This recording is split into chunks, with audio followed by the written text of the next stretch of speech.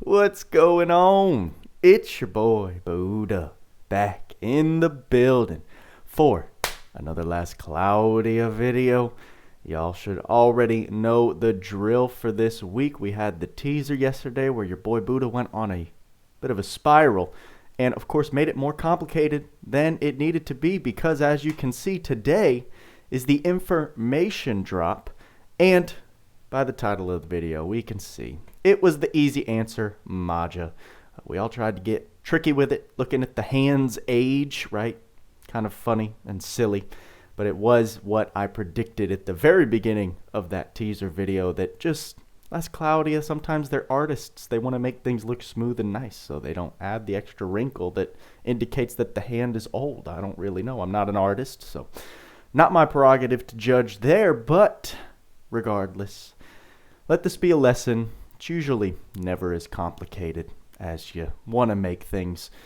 But here we are with the last Cloudia Maja video. I'm not even going to lie to you guys. I woke up early, and I couldn't resist the urge. I watched the video one time through, very groggy, saw some crazy things, but I wasn't able to really process them. So that's what we're going to do in this video.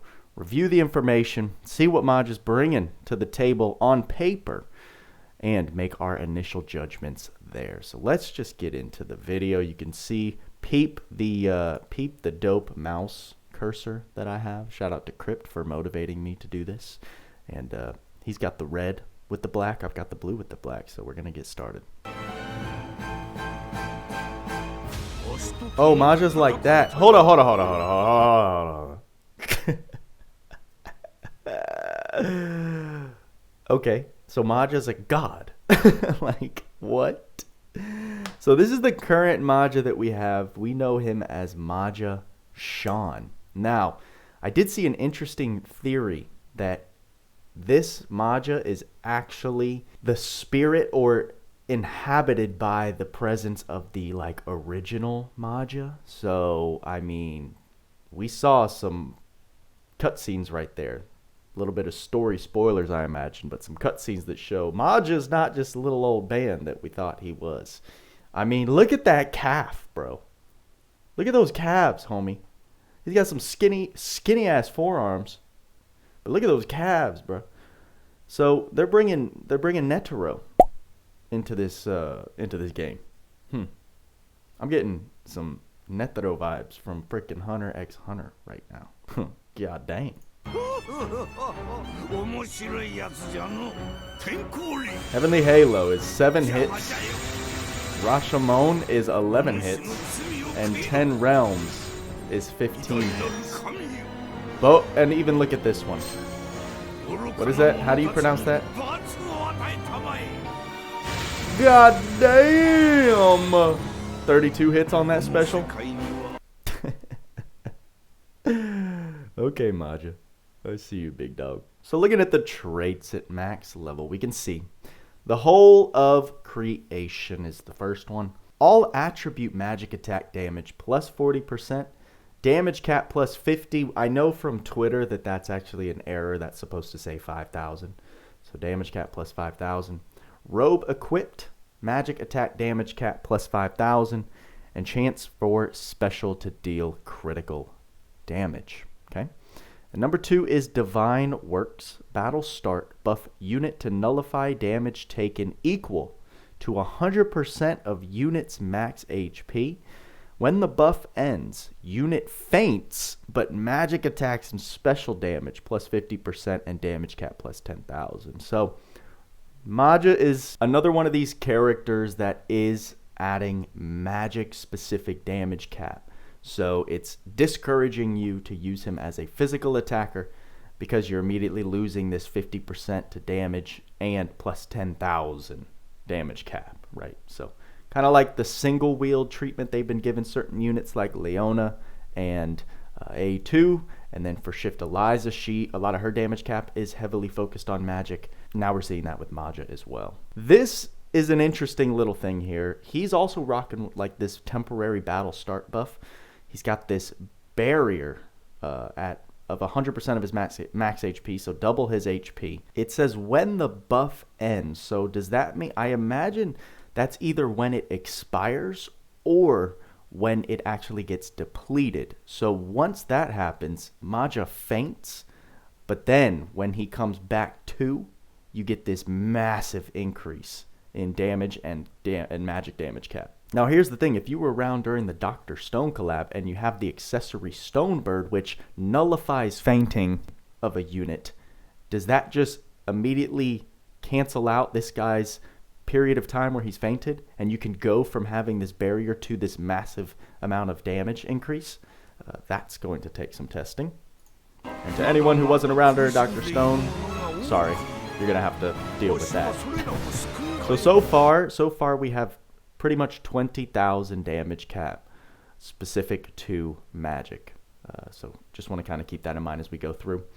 Now we're looking at the abilities, baby. So skill 1, max level, Heavenly Halo, small area, long range, light combo attack, and chance to reduce enemies' light resistance. Skill 2 is Rashomon, wide area, long range, light combo attack. And skill 3 is 10 realms, wide area, light combo attack, centered on unit, chance to inflict stun. So as we saw, it's kind of like Zekis's S2, where he throws those spears around him. That's the same kind of thing here. Not one of my favorite types of physical attacks, but again, from what I'm seeing with Maja already from his 2 traits, it's just like Leona. Like, you're not going to dual wield Leona. You're not going to be using this guy for physical attack. So good on Idis for leaning in that direction, forcing us to use Maja as a magic damage dealer. So like the viability of these physical attacks aren't as impactful. Then his special is how do you say that? Bodhisattva? Bodhisattva's Palm is how I think you say that. Powerful light combo attack to an enemy. It is single target, but then adds another damage cap plus 10,000. So quite a potent ability. I mean, if we're talking, what was it, 32 hits? You've got 30,000 damage cap on top of the 9,999 or whatever. So 30, you know, when I do my character reviews, I think I'm going to start doing total damage output per skill, meaning like how many hits and what the damage cap is, so you actually get that picture of how much damage is pumped out per skill or special or magic attack. Because that sounds great, but as we know, specials just aren't super meta in today's game, so like that doesn't excite me too much. And it doesn't feel like anything that's going to seem game breaking. But I mean, it's cool nonetheless. I feel like we have to get this character just because Buddha Fish. This guy's a freaking Buddha monk, crazy man. So I'm a fan of the design for sure. Old badass, like strong man, very cool. And then the Maja skill boards. Let's take a look at what we got here. We've got the Bishop's Charisma. All attribute physical damage taken by allies minus 15%. That'll help a lot in any type of multiplayer bosses or just world bosses, end game content.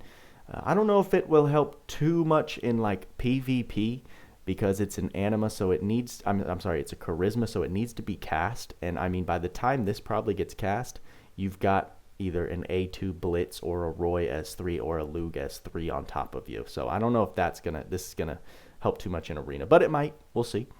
Then he's got Human Geyser, another incentive to run him only as magic attack because he now has the first human Geyser. Magic attacks are effective against human soldiers, knights, snipers, and sorcerers. That would be nice for arena, but we know that magic damage doesn't really translate to arena.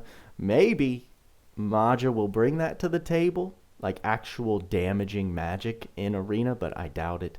Other than that, I mean, it'll help in any place where you need to be effective against the different human types. Light critical Neo, the second time we've seen one of these magic Neo spells. Light magic attacks have a chance of dealing critical damage and light magic damage cap plus 2,000. So now we're at what, 22,000 for, that's specific for light magic damage. So the other ones are like universal magic damage caps, but this is light specific. But then he's got staff mega boost. So staff equipped, physical attack damage plus 10%, magic attack damage plus 20%, and magic damage cap plus 2,000. So there's the 22,000 for universal magic casting. And then he's got this skill right here, which is what I've been waiting to get to the whole video, because I remembered reading it this morning, but then not like really processing it or trying to figure out what was going on. So here we go. Ultimate casting. Non-stacking magic attack damage plus 200%. So for those of you who are new, those are going to be your time stop spells or your T4 and up spells. Those used to be spells that literally stop time, but then that was just so broken in the beginning of this game's life that they had to nerf it. But you can still see that there's a little circle with a TS and a cancel mark next to certain spells. For those of you wondering what that is, those are your time stop spells. So those spells in particular are non-stacking because only one can be going off at a time. Those spells, in Maja's case, are getting a plus 200% to magic damage. So, I mean, this guy's going to be capping on his T4 spells very easily. And damage cap plus 40,000. I mean, that's a way. That's a way to bring magic back up to meta, is you just give it the biggest freaking damage cap in the whole game. You know, whatever, not my preferred solution. I'd much rather focus on things that make magic more fun to use rather than the current playstyle, especially with non-stacking magic, which is like cast it and then just stand there and wait for it to finish before you can cast the next one. But I mean, that's a way to do it. You just make it pump out ridiculous damage. So that's a big old damage cap raise. Enemy mind minus 25%. That's going to help just penetrate the mind a little more and then deal damage. Non-stacking magic uses MP plus 150%. Okay, so if a spell originally cost 10 MP, it now costs 25. And that's a very basic example because your T4 spells, those range from like 25 to 60 MP. Or it might range from 40 to 60 MP. I'm not actually sure. But it's not cheap. So now each one of your spells with Maja that's a T4, it's going to probably cost like 100 to 150 per MP. It makes sense because you're getting 200% plus 40,000 damage cap, so they're trying to balance it out a little bit. But then here, look at this. And casting speed boosts are halved. Casting speed cap 40%. This sounds disgusting to me in the bad way. The whole goal of mages right now, if you're going to run them, is to increase their casting speed up to at least 70% using equips like Rad Moonstone or Cultist Pendant, high-level magic chant, those kinds of things that give you casting speed increases, decreases the amount of time it takes for you to click the spell and then for the spell to activate. This is the opposite solution to making that process quicker. They want it to be a slow, dragged out process before you get to actually seeing that nuclear damage that Maja's pumping out. Is this balanced properly? You can probably make a fair argument that it is, because I mean, at plus 60,000, I mean plus 70,000 this man is dishing out per hit, and these T4 spells are like anywhere from 20 to 30 plus hits, right? So this is quite ridiculous, the fact that you get that amount of damage per hit, anywhere from 20 to 30 plus hits on that spell. But it's just going to take so long to activate. In tough bosses, I can see this being very impressive and cool, like especially like in multiplayer. If you're the only mage, you're not competing with Elizas or even mage Sheetas, for those who are building him like that. As long as you're not competing for casting space, I mean, Maja's never going to get a spell off before casters like Eliza because of this casting speed cap of 40%. That's almost half of the what's considered instantaneous casting speed. So I don't know how to feel about it, because as a meta slave, right, we like speed solutions, by the time I can get a cast off with Maja, everything's going to be dead from my physical attackers. There's nothing in the game really that's going to allot for this amount of damage output, except for your certain end game content being the bosses that don't go down very quickly. But for general use, Maja's just gonna look like a deadbeat. Or maybe not. I mean, for like newer players, he's gonna be dishing out so much magic damage, and it'll be map wide, and it'll be so impressive because he's just popping all of your screens.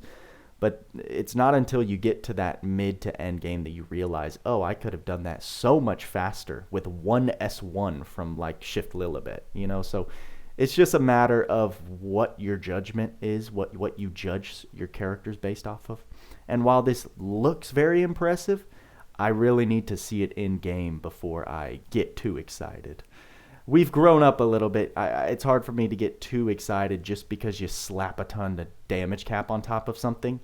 Doesn't necessarily make me be like, oh my god, anymore. You know, I like to see impressive things that are a little underlying that you don't see right away. But anyway, let's get on to the rest of his kit. It'll be interesting to see him in game, but we can see that along with his new skills, he's got Mimicry Sorcerer, Critical up 3, Arcane up 3, Magic up max, Arcane up 5, Archangel's Blessing, a movable object, high level magic chant, auto advance circles, auto aura, auto recast, light high boost, light attack raise 2, staff boost, robe high boost, convergence. God damn, he's got convergence. God heal, high resurrection, galaxy, shining Zoc, big bang.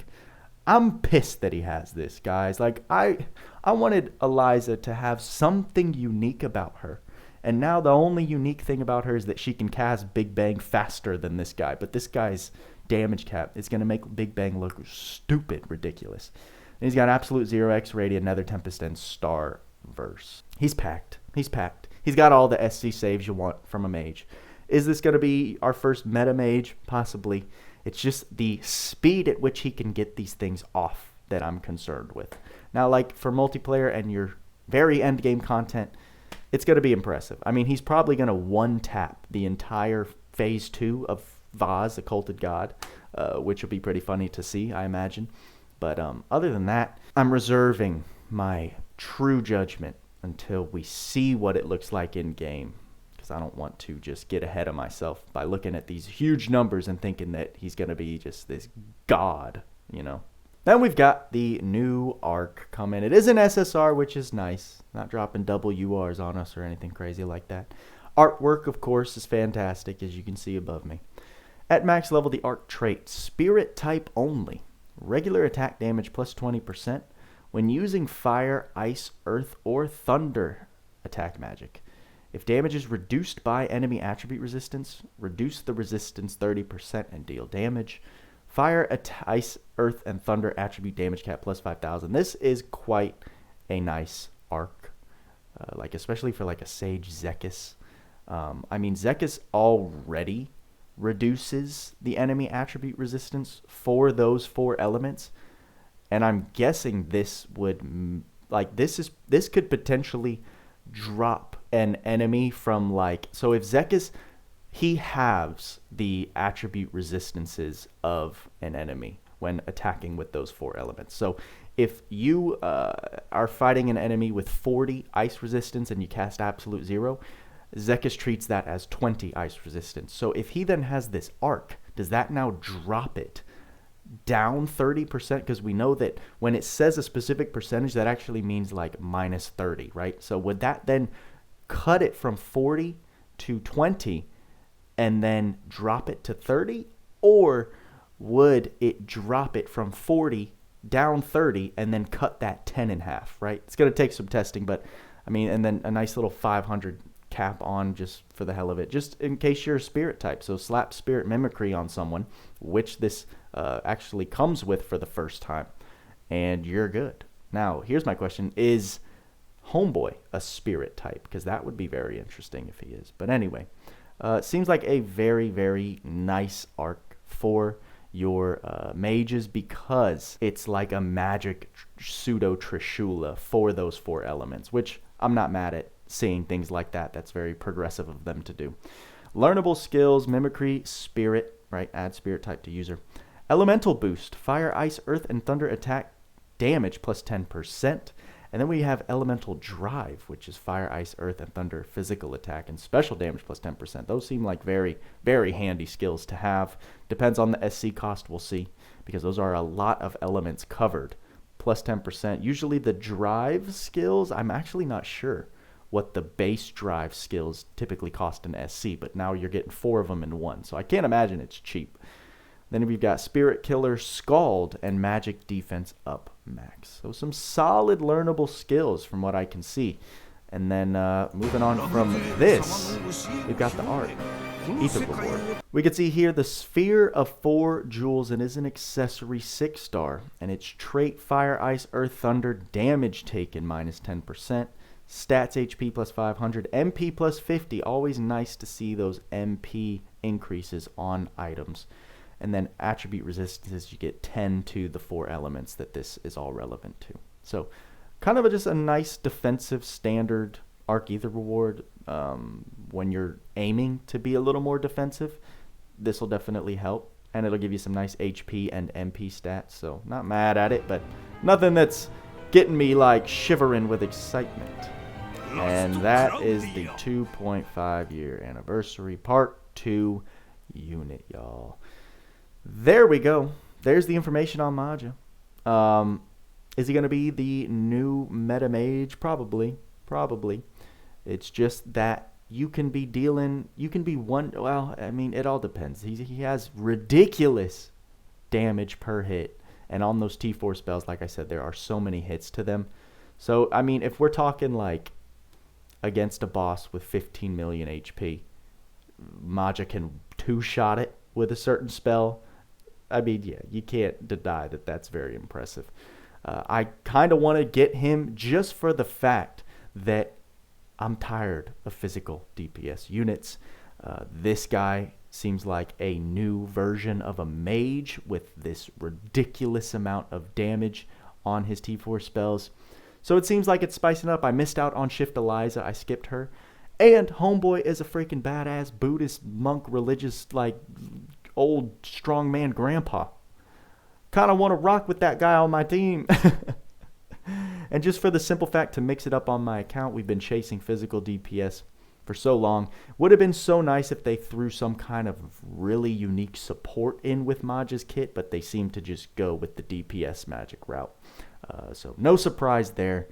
Not gonna overthink it or get too salty or mad about it, because we know Last Cloudia's pattern. At this point, they just like to release their big PP damage units, and it's pull candy, and you're either on board with it, or you might as well just go find another gacha that does it a little differently, because really all gacha games at this point, they want you to summon for the new stuff that they put out. So it just is what it is. I think that's all I got for you this video. We do have a lot of other information. I saw there was more news dropped in game, so I'll do that in a separate video. Get that filmed, then get to editing and posting for you guys. And I can see your thoughts in the comments. You can converse, talk back and forth. Let me know what you think. Are you summoning? Is this an easy skip? I saw so many comments that said if this is Maja, it's already an easy skip. So I imagine he's not going to be pulled by the majority of the player base. But we shall see.